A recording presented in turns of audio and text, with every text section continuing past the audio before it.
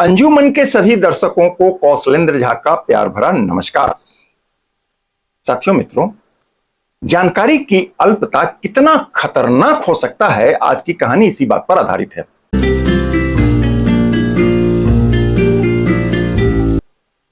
हुआ ये कि एक बार सागर का एक मेढक कुआं में आ गया। कुआं में पहले से मौजूद दूसरे मेढक ने पूछा कि कहां से आए हो। आगंतुक मेढक ने कहा कि सागर से। सागर यह किस कुएं का नाम है? सागर से आया मेढक हंसते हुए बोला, कुआं नहीं, सागर। वह बहुत बड़ा होता है। कुआं का मेढक छलांग लगाते हुए पूछा कि क्या इतना बड़ा? जवाब आया, इससे भी बड़ा। उसने बड़ी छलांग मारी, फिर पूछा, क्या इतना बड़ा? जवाब आया, नहीं, इससे भी बड़ा। कुएं का मेढक पूरे कुआं में कूदने के बाद इत्मीनान से बोला, तब तो इतना बड़ा होगा।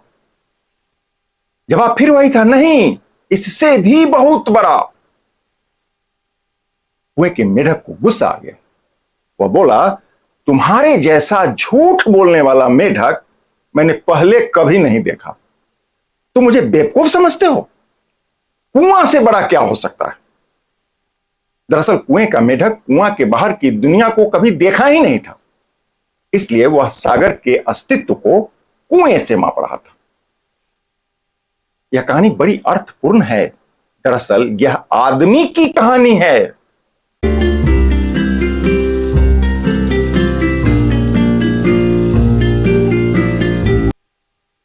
सुकरात को जब जहर दिया गया, इससे पहले एथेंस के विद्वान जजों ने सुकरात से कहा कि या तो तुम अपनी बातें कहना छोड़ दो या मरने को तैयार हो जाओ।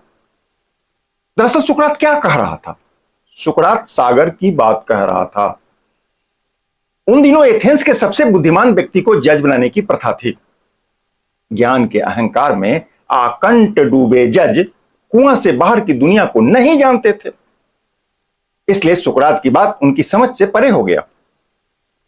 मतलब जो अपने ज्ञान की कुआं में बैठा है, वह यह मानने को कभी तैयार नहीं होगा कि कुआं से बाहर कुछ और है।